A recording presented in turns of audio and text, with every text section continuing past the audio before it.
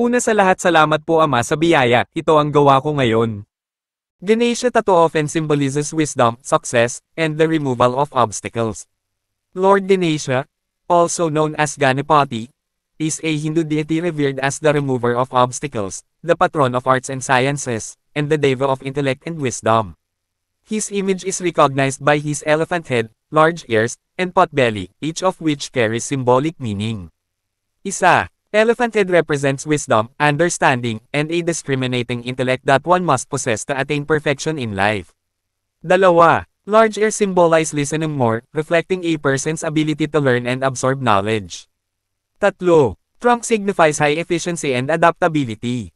The trunk can pick up a needle and lift a tree, symbolizing the capability to handle both the smallest and largest of challenges.